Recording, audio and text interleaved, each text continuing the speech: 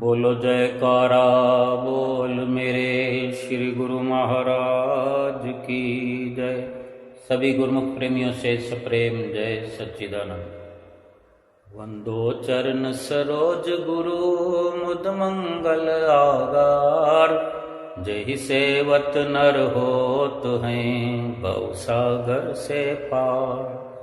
गुरु जी के सुमिरन मात्र से नासत विघ्न अनंत। तासे सर्वारंभ में ध्यावत हैं सब संत। इस संसार में आकर जिसने भी अपने एक इष्टदेव संत सतगुरु की प्रसन्नता प्राप्त कर ली, एक अपने इष्टदेव सतगुरु की सेवा पूजा कर ली, तो समझो उसने भक्ति के सभी साधन पूरे कर लिए। शास्त्रों में आद जुगाद से लिखा आया है और ये इंसान पढ़ता रहा है, संतों महापुरुषों के मुखारविंद से सुनता रहा है। अनेक अनेक ग्रंथों में ये वर्णन आया है। सब आए उस एक में, डाल पात फल फूल। अब पाछे कछु क्या रहा, गही पकड़ा जब मूल। बड़े सुंदर सुंदर शब्दों में, सरल शब्दों में विस्तार से संतों ने महापुरुषों ने अपने अपने वक्त में हम जीवों को समझाया है, समझाते रहे हैं। आज भी हमें श्री परमहंसों का सानिध्य मिला है, उनकी शरण संगति मिली है, श्री दरबार मिला है, ये सुंदर गुरुमुखों का परिवार मिला है। रोज नित्य प्रति ऐसे सुंदर सुंदर वचन सुन करके हम अपना लोक परलोक सुहेला कर रहे हैं।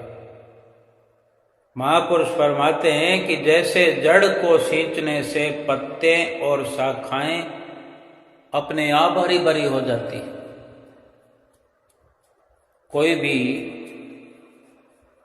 जो पानी देता है पेड़ को, कभी हमने नहीं देखा कि वो जड़ को छोड़ करके पत्तों को अलग, शाखाओं को अलग, फूलों को अलग, फलों को अलग पानी देता हो। नहीं,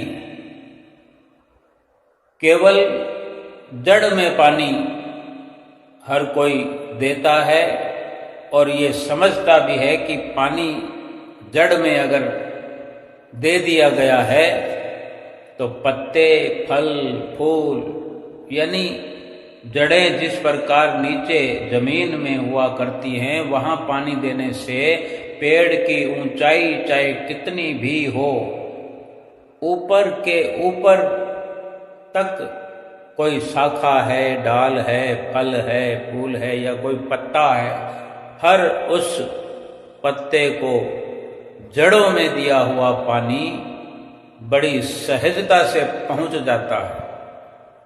यानी केवल एक समझ है ये इंसान का समझदार रवैया है कि वो सारी मेहनत से अधिक मेहनत करने से बच जाता है। केवल जड़ में पानी दिया और पूरे पेड़ को हरा भरा करने का काम हो गया। इसी प्रकार महापुरुष फरमाते हैं कि जैसे केवल जड़ को सींचने से पत्ते, शाखाएं, फल, फूल सब हरे भरे हो जाते हैं, इसी प्रकार वक़्त के पूर्ण, जैसे कि हमें वक़्त के परिपूर्ण महापुरुषों का संग साथ मिला है, उनकी शरण संगति मिली है। सतगुरु की सेवा करने से सतगुरु की पूजा अर्चना आराधन करने से आत्मा में हरियाली हो जाती है, इस जीव की आत्मा हरी भरी हो जाती है। क्योंकि सतगुरु जो हैं परमात्मा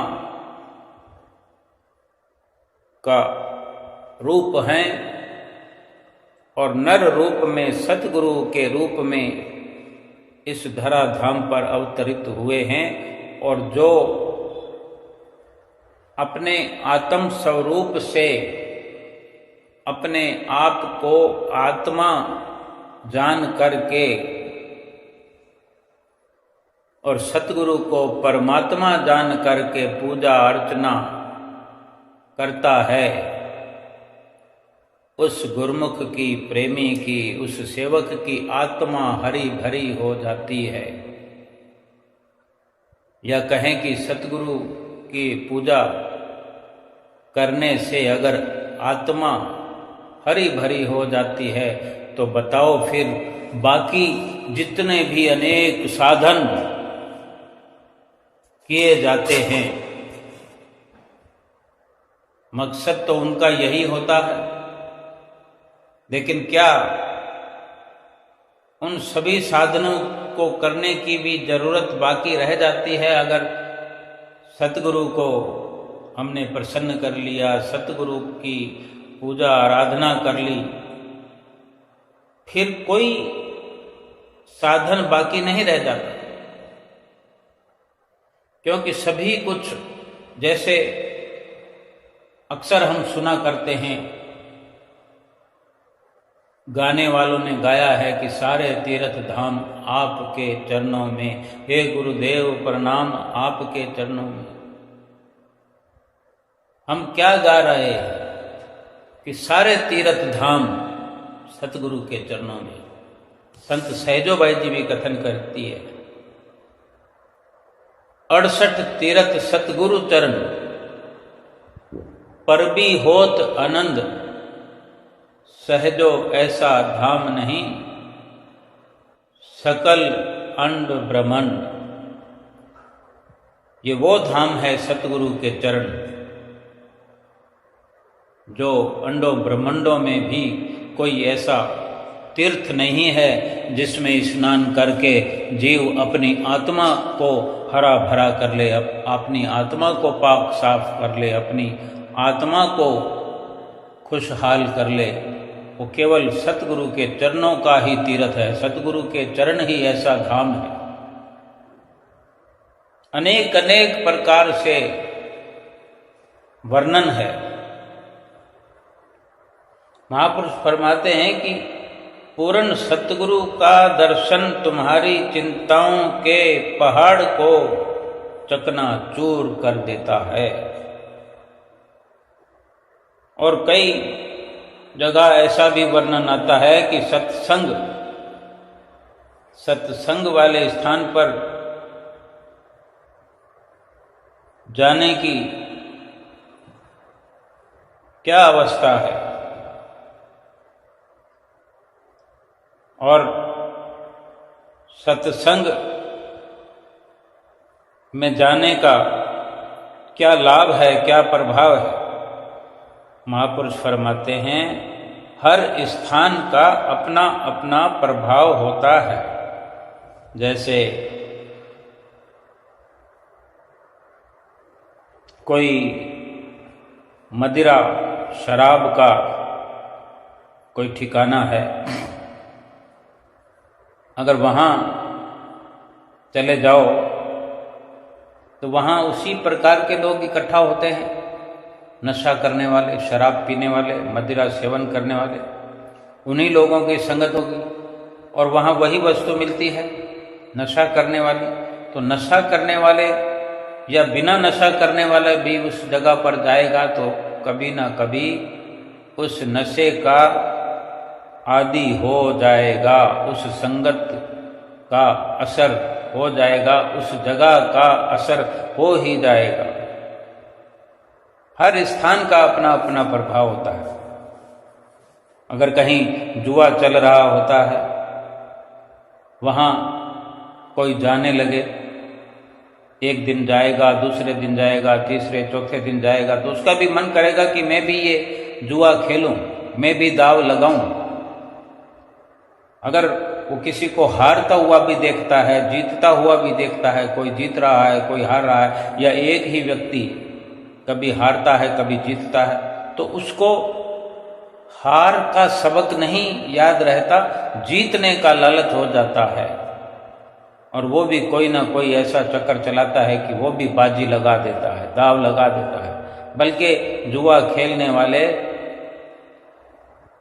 ऐसे स्तर पर पहुंच जाते हैं कि अपने मकान बेच देते हैं, घर का सब सामान बेच देते हैं, और वहां जाकर दाव लगाते हैं और सब कुछ हार जाते हैं। ऐसे ही नृत्यशाला है जहाँ पे नाच गाना होता है, तो वहाँ का अपना प्रभाव है, वहाँ का अपना बुरा प्रभाव है जो इस जीव पर पड़ता ही पड़ता है। ऐसे ही सत्संग का स्थान है जहाँ पर रोज सत्संग होता है।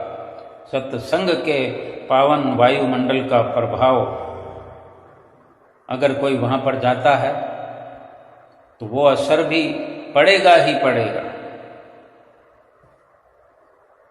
जिसको सतगुरु की संगत मिल गई है, जिसको सतगुरु का संग मिल गया है, सतगुरु के चरणों में जिसको ठिकाना मिल गया है, उसने तो अपने इस जीवन को, बल्कि अपनी आत्मा को हरा भरा कर लिया है, खुशहाल बना लिया है। यूं समझो कि आत्मा को परमात्मा मिल गया है।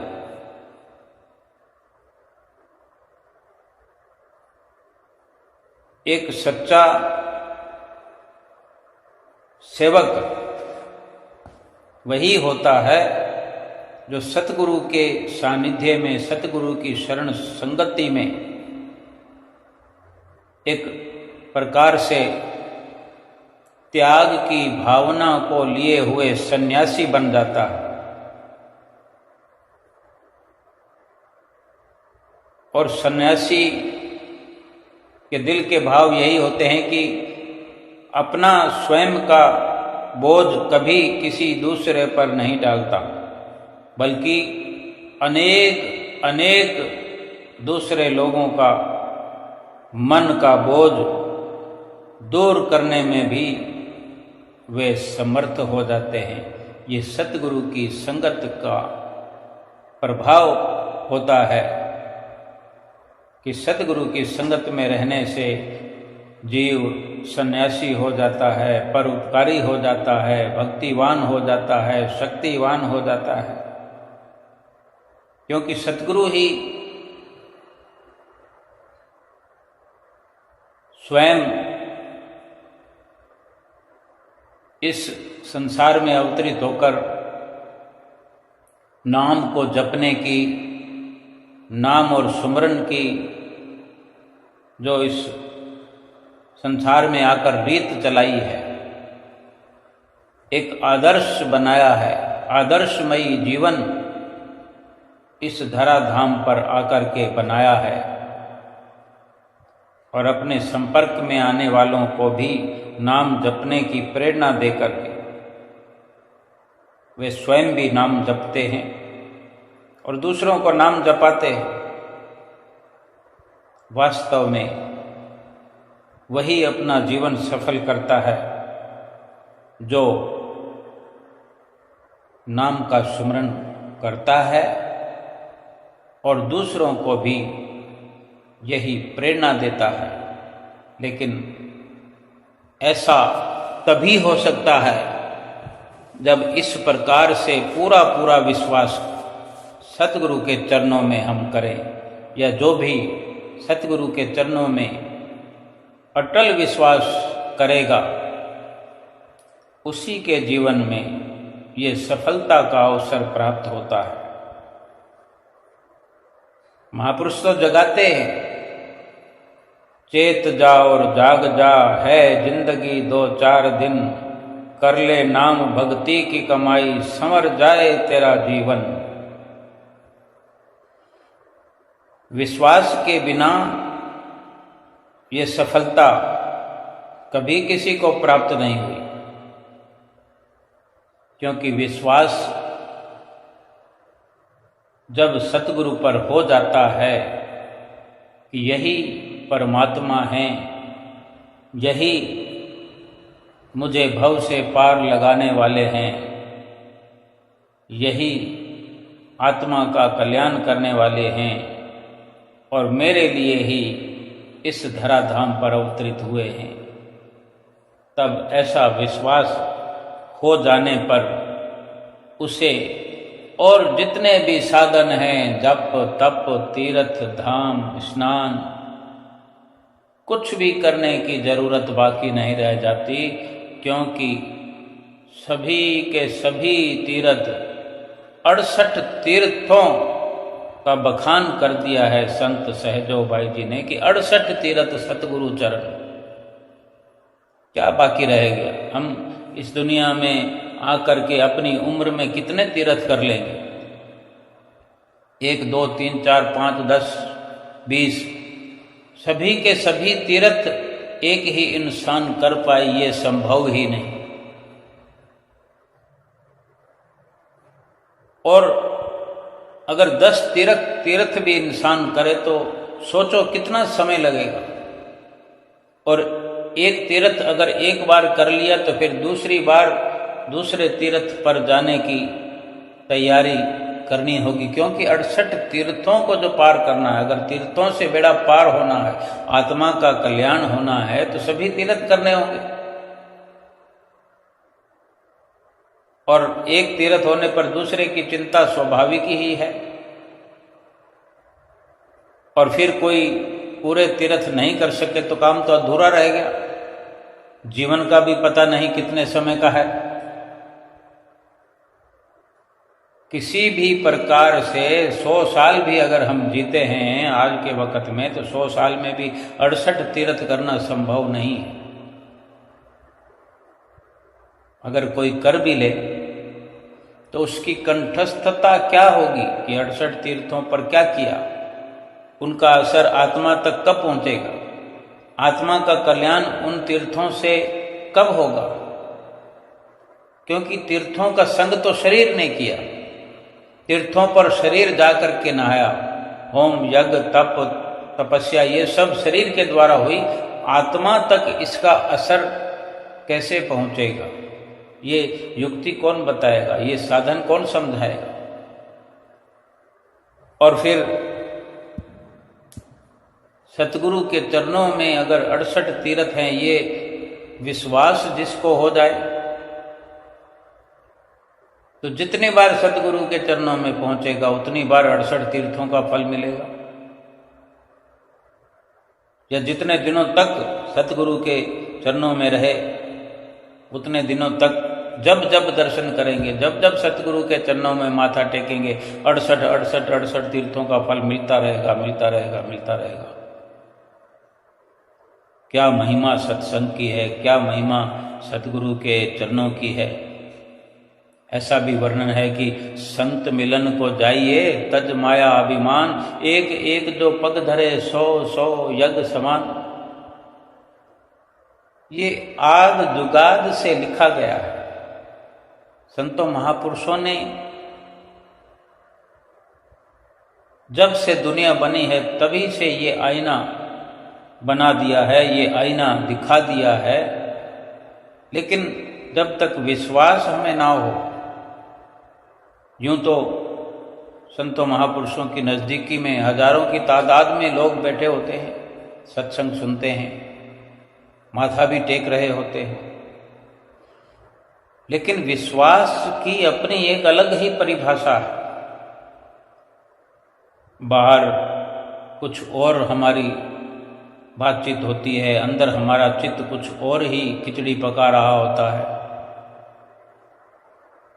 हम अपना खुद समर्थन कई प्रकार से करते हैं।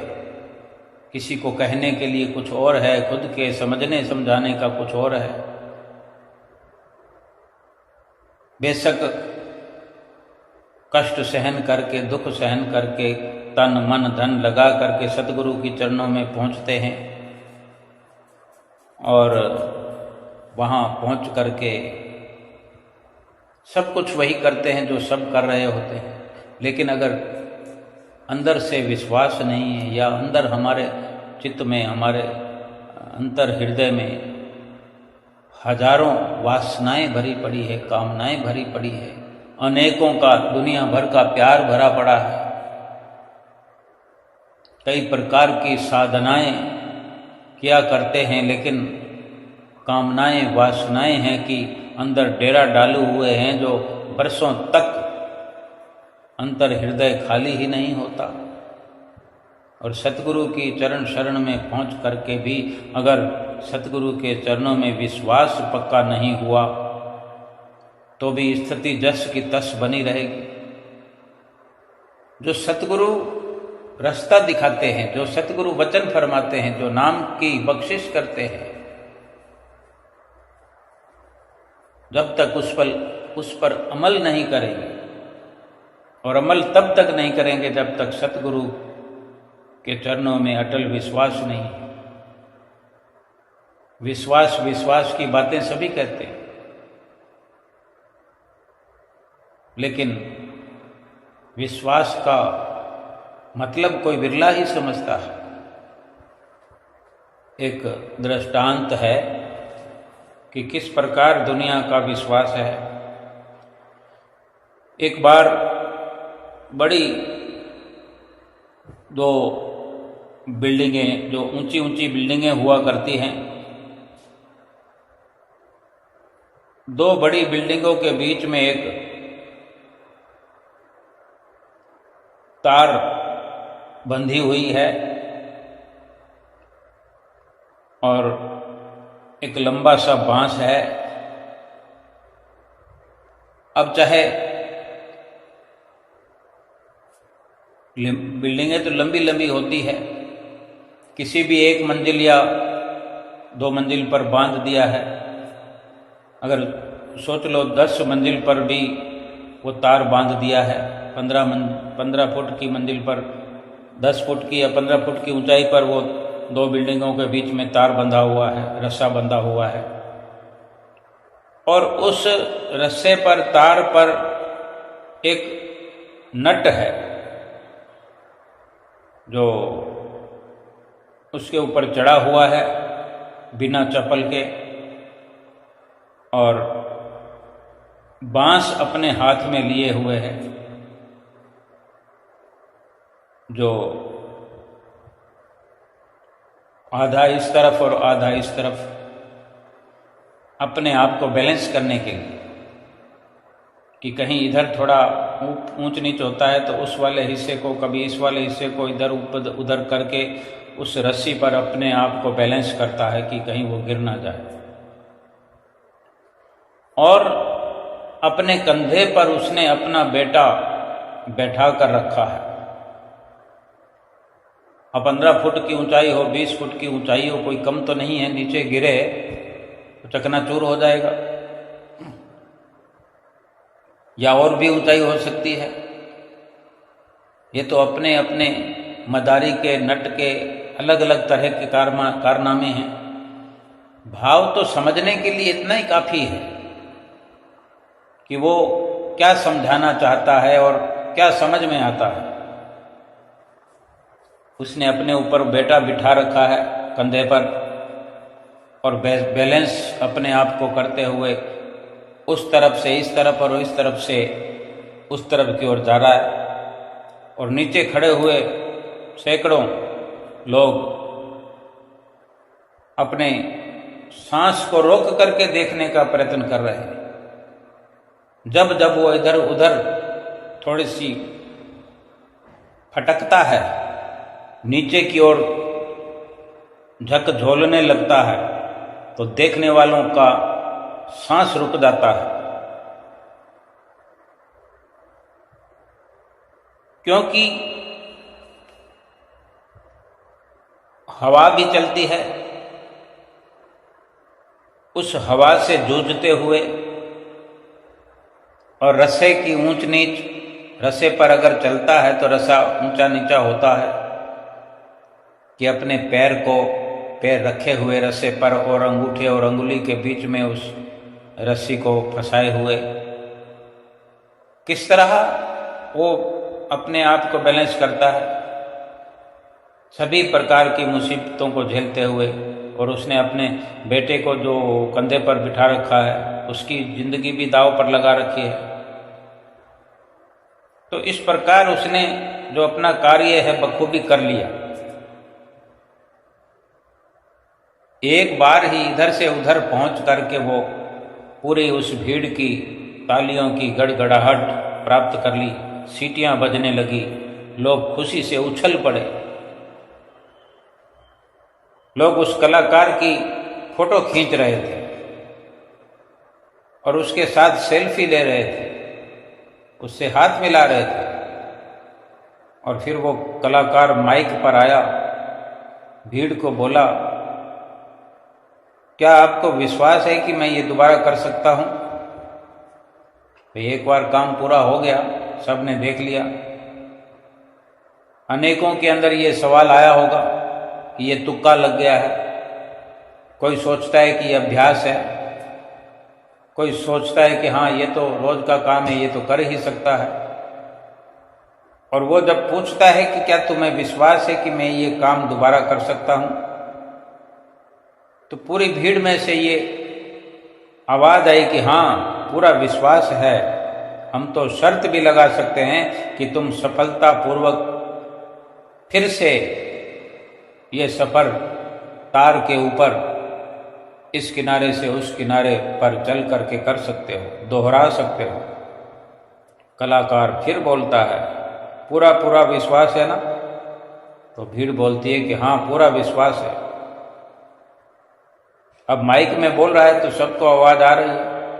फिर वो कलाकार बोलता है, ठीक है, अगर आपको विश्वास है तो वहाँ कई बच्चों वाले परिवार भी खड़े होते हैं। कोई अपने पिता के साथ है बच्चा, कोई माता पिता दोनों के साथ है बच्चा, कई छोटे बड़े बच्चे हैं। तब वो कहता है, भाई अब मैं फिर करता हूँ, अगर आपको विश्वास है तो इस बार मैं आप में से कोई मुझे बच्चा दे दे, मैं आप ही में से किसी के बच्चे को अपने कंधे पर बिठाकर फिर मैं इस तार पर पहले की तरह चल करके इधर से उधर पहुंचूंगा। बस इतना कहते ही चारों ओर सन्नाटा छा गया, खामोशी, शांति होगी, सबने चुप्पी लगा ली। तब कलाकार बोलता है, क्या हुआ? अभी तो बड़े दावे बांध रहे थे कि आपको विश्वास है, आपको तो विश्वास था कि मैं कर सकता हूं, फिर डर क्यों गए? असल में आपको विश्वास था कि मैं कर सकता हूं, असल में ये आपका एक विश्वास है। और मुझ में विश्वास है। इन दोनों विश्वास में फर्क है साहब। और यही संत महापुरुषों का कहना है कि सतगुरु ईश्वर का रूप हैं। ये विश्वास है, परंतु सतगुरु में पूरा संपूर्ण विश्वास नहीं कि यही स्वयं परमात्मा है। अगर ईश्वर में पूर्ण विश्वास है तो फिर सोचो चिंता क्रोध तनाव क्यों है? हर इंसान ये विचार करे कि अगर विश्वास पक्का है, विश्वास पूरा है, विश्वास सच्चा है, तो फिर सोचो चिंता क्यों है, क्रोध क्यों है, तनाव क्यों है, कोई दुविधा क्यों है? विचलितता क्यों है, रात और दिन हम दुखों से घिरे हुए क्यों हैं,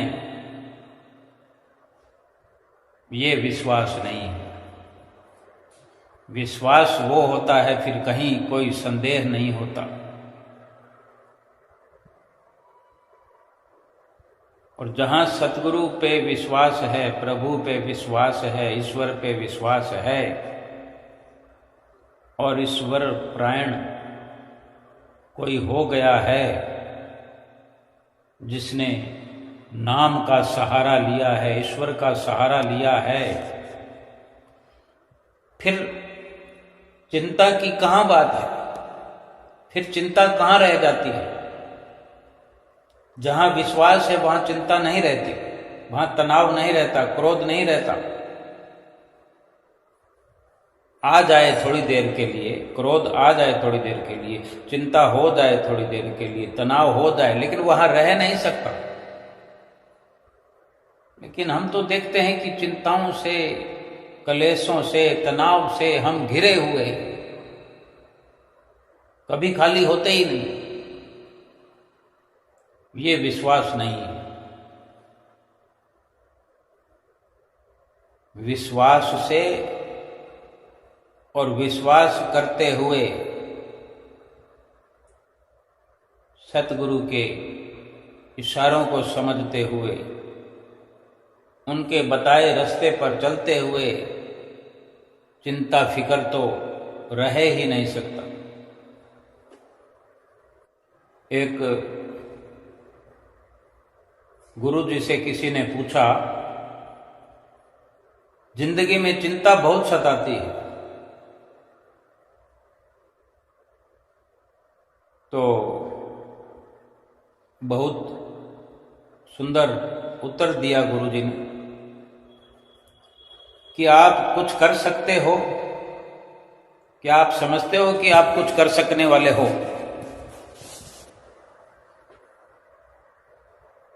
अगर आप कुछ कर सकते हो तो फिर चिंता क्यों करते हो?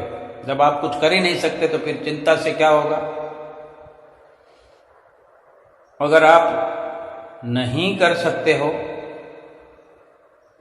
तो चिंता क्यों?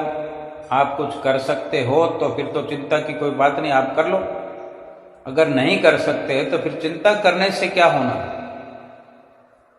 अगर आपके बस में हो कुछ भी कार्य तो फिर तो चिंता की कोई बात ही नहीं है। अगर आपके बस में है तो चिंता क्यों? और अगर आपके बस में कुछ नहीं है तो भी चिंता क्यों? भाई, अगर चिंता करनी ही है तो करने की करो, यानी अमल करो। सत्संग सुनने का अवसर तो सबको मिलता है, चिंता करना तो सहज है, बड़ी आसानी से हम कर लेते हैं, लेकिन चिंतन करो। महापुरुष फरमाते हैं चिंतन करने की जरूरत है, चिंता करने से काम नहीं बनेगा। वक्त बीता जा रहा है, बस आपको केवल भजन सुमरन करना है। हमें चिंता करने की क्या जरूरत है? आप भजन सुमरन करो, चिंता तो वो ईश्वर करेगा, प्रभु करेगा, सतगुरु करेंगे। शेख फरीद साहब कथन करते हैं कि फिकर करन ते बाबरे, जिक्र करन ते साध, उठ फरीदा जिक्र कर, फिक्र करेगा आप। कि जो फिक्र करते हैं, जो चिंता करते हैं, वो तो बावड़े हैं, वो पगलाए हुए हैं जो फिक्र करते हैं। फिक्र करने से क्या होगा? क्यों ना उस प्रभु परमात्मा का जिक्र किया जाए, उसका चिंतन किया जाए, उसका सुमरन किया जाए। शेख फरीद साहब कहते हैं कि ए जीव उठ, परमारथ कर, जाग,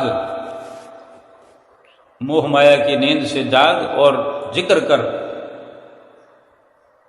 जिक्र कर उस भगवान का जिसने जामा दिया इंसान का। उठ फरीदा जिक्र कर, फिक्र करेगा आप। थोड़ी सी समझने की बात है। हम अनेक अनेक साधन करते हैं, चाहे कोई मंदिर में जाता है, गुरुद्वारे में जाता है, कहीं किसी धाम में जाता है, किसी भी प्रकार से जप करता है, तप करता है, साधना करता है, जो भी साधन करता है, सभी लाभ उठा सकते हैं। लेकिन हम केवल सतगुरु के अनुयायी हैं तो हम इस माध्यम से ही समझते हैं कि हम अपने सतगुरु के चरणों में जाते हैं। सतगुरु की प्रसन्नता की हम बात कर रहे हैं। सतगुरु की जिसको प्रसन्नता प्राप्त करनी हो, जिसने सतगुरु के चरणों में अटल विश्वास रखा हो, जिसने सतगुरु के चरणों में ये समझ लिया हो कि 68 धाम हैं, और एक सतगुरु के चरणों में पहुंचकर ही अटल विश्वास करते हुए सभी तीर्थों का जो सिरमौर है उसी में अपने मन को लगा दिया, अपने मन को गोता लगा दिया और लगाए चले जा रहे हैं। और इसके साथ ही जो अलग अलग साधन सतगुरु के चरणों में भी अगर कोई पहुंचकर करता है, कोई भेटा पूजा करता है, कोई किसी प्रकार के उपहार वगैरह किसी भी प्रकार से प्रसन्न करना चाहते हैं, तो क्या हम ये समझते हैं कि सतगुरु को हमारे आडंबरों की जरूरत है? हम अपने भाव से, शुद्ध विचार से कुछ भी हम सतगुरु को भेंट करते हैं, अच्छी बात है। सतगुरु हमारा मान बढ़ाते हैं, हौसला बढ़ाते हैं, स्वीकार करते हैं। लेकिन क्या हम अपनी चिंताओं को सतगुरु के चरणों में भेंटा नहीं कर सकते? अपनी सभी प्रकार की चिंताओं को सतगुरु के चरणों में अर्पण कर दें और वही वो संकल्प कर दें कि सतगुरु आज से हमारी चिंताएं आप करो, और हमें क्या करना है उसके बदले में आप आदेश करो। तो हमारे तो बिना पूछे ही सतगुरु रोज आदेश कर रहे हैं, रोज हमें चिता रहे हैं। कल भी चिताया था 2-3 बार, आज भी चिता रहे हैं, कल भी चिताएंगे। जहाँ श्री गुरु महाराज जी पहुँचते हैं, चाहे 2 घंटे के लिए भी पहुँचते हैं, गुरुमुख प्रेमी वहाँ पहले से इंतजार कर रहे होते हैं। सबके लिए एक ही संदेश है कि चिंतन करो, अमल करो। जो गुरुमुख प्रेमी अपनी चिंताओं को सतगुरु के हवाले कर देता है और ये सोच लेता है कि मैं कुछ कर सकने में कोई सामर्थ्य नहीं रखता, ये सामर्थ्यता मेरे सतगुरु की है, वो सभी कुछ करने में समर्थ हैं, फिर भी कोई दुख मुझ तक आता है, कोई कष्ट मुझ तक आता है, ये मेरे सतगुरु की कृपा है, सतगुरु की ओर से आया हुआ प्रसाद है, ये सतगुरु की मौज है कि मैंने दुख को फिल्टर करके, दुख को काट छांट के, संवार करके तुम्हारे पास भेजा है, तुम इसे सहज में भोग लो, हंसते हंसते हुए सहन कर लो। उस दुख में भी सतगुरु का आशीर्वाद भरा होता है, क्योंकि जब हमने अपनी सारी चिंताएं, दुविधाएं सतगुरु के हवाले कर छोड़ी होती है और हम सतगुरु के कहने में चल पड़े होते हैं कि हमने चिंताएं सतगुरु के हवाले कर दी और सतगुरु ने हमें चिंतन करने का, सुमरन करने का आदेश दे दिया और बखूबी हम सतगुरु की प्रसन्नता प्राप्ति में लगे हुए हैं। हमारा ऐसा अटल विश्वास है तो सोचो जिसको इस सृष्टि के मालिक, 3 लोक 9 खंड के मालिक जो सतगुरु हैं, कर्ता करे न कर सके, गुरु करे सो होय।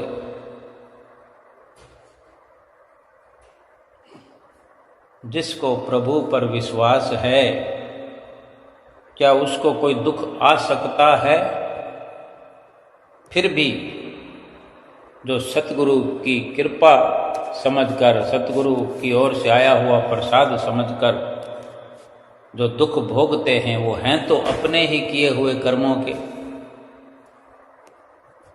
शरीर इन दुखों को भोगने में, अपने किए हुए कर्मों का हिसाब किताब करने में अगर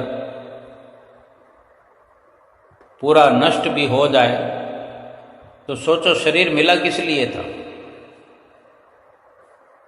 इसीलिए तो मिला था कि जो हिसाब किताब 84 लाख योनियों के हैं, जन्म जन्मांतरों के हैं, इस मनुष्य जीवन में सतगुरु से मुलाकात हो जाए, सतगुरु से रूबरू मिल करके इस भेद को पा लिया जाए, सतगुरु से युक्ति सीखकर, सतगुरु से नाम की बख्शिश प्राप्त करके, सुमरन करके, और ये दुख और सुख का जो सिलसिला है इसी जीवन में समाप्त कर दिया जाए। फिर इसके बाद में ना दुख की जरूरत है, ना सुख की जरूरत है। दुख और सुख तभी जरूरत है जब ये शरीर मिलता है। और दुख सुख तो हम कहते हैं, लेकिन संपूर्ण तौर पर तो इस संसार में आना ही एक दुख है।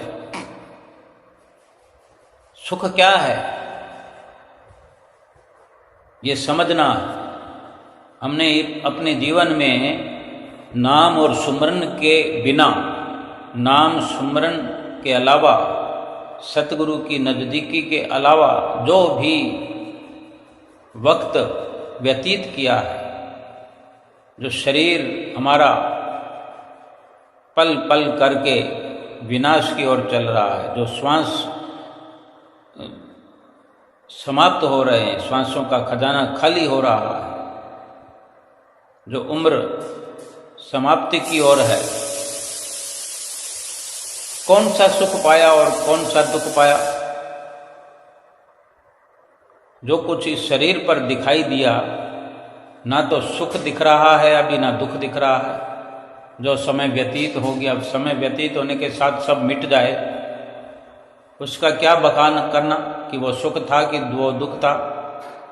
हमने ऐश किए हैं, हमने सुख पाया है, हमने मौज किए, कहाँ है वो?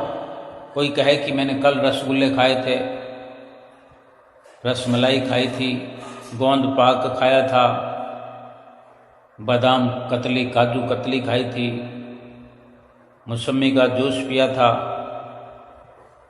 और कोई जिसे बताया जा रहा है वो पूछ ले कि आज क्या खाया, कि आज तो सुबह से भूखा बैठा हूं, तो कल खाए हुए पदार्थों को याद करने से आज भूख मिट सकती है? लेकिन असल में ना तो सुख रहा ना दुख रहा। जो रहता नहीं है, जो टिकता नहीं है, वो माया है। किसी भी रूप से जो टिकने वाली चीज नहीं है वो माया है, और माया का कोई अस्तित्व नहीं है। एक अंधेरे का नाम माया है। माया एक अंधेरा, और माया के अंधेरे में, माया की गुमनामी में ये जीव चलता चला जा रहा है और गिनतियां गिन रहा है। इतने सुख पाए, इतने दुख पाए, इतना धन पाया, इतना कुटुंब पाया, इतना ये, इतना वो। जैसे छोटे छोटे बच्चे कंचों से खेलते हैं, या वो पत्थर वाले गिट्टे इकट्ठे कर लेते हैं, चुन लेते हैं, उनको उनसे भी प्यार होता है। आपस में जो कई बच्चे खेलते हैं, कंचे खेलते हैं, एक दूसरे की तरफ लुढ़काते हैं या चोट लगाते हैं, बाजी जीत लेते हैं। कई प्रकार के खेल होते हैं। कोई अच्छा खिलाड़ी है या इत्तेफाक से सभी के कंचे एक के हाथ में आ जाते हैं, जीत जीत कर वो एक तरफ इकट्ठा कर लेता है। कितनी खुशी होती है और उनको कितना मलाल होता है कि हम हार गए, आज इसने बाजी मार ली। आज जो हमारी 40-50 साल की उम्र है, 30 साल की उम्र है या और अधिक है, आज हम वो कंचे खेलना पसंद करेंगे? कंचों वाली हार जीत पसंद करेंगे या दुख या सुख मनाएंगे जीतने पर? ऐसा कुछ भी नहीं करेंगे, क्योंकि हम उनसे ऊपर उठ गए। आज वही कार्य हमारे बच्चे कर सकते हैं। छोटे छोटे बच्चे पोते दोते वो उस खेल को खेल सकते हैं, उसमें हर्ष शोक सुख दुख मान सकते हैं, हार जीत मान सकते हैं, रोना धोना भी हो सकता है। हम उन्हें ढांढस बधाएंगे कि कोई बात नहीं, तुम्हें और ला देंगे, थोड़े से पैसों में, थोड़े से रुपए में बढ़िया बढ़िया कंचे, बहुत सारे कंचे आ जाते हैं। हमें क्यों नहीं दुख सुख है? क्योंकि हम समझ गए ना वो सुख है ना दुख है। ऐसे ही संसार की सभी स्थितियां परिस्थितियां ना कोई सुख देने वाली है ना दुख देने वाली है। हम इनसे ऊपर तभी उठ सकते हैं जब सतगुरु के चरणों में, सतगुरु में हमारा संपूर्ण विश्वास हो, अटल विश्वास हो। सुख तभी मिलेगा, वहां फिर दुख नहीं है। जहां सुख और दुख दोनों हैं वो माया है।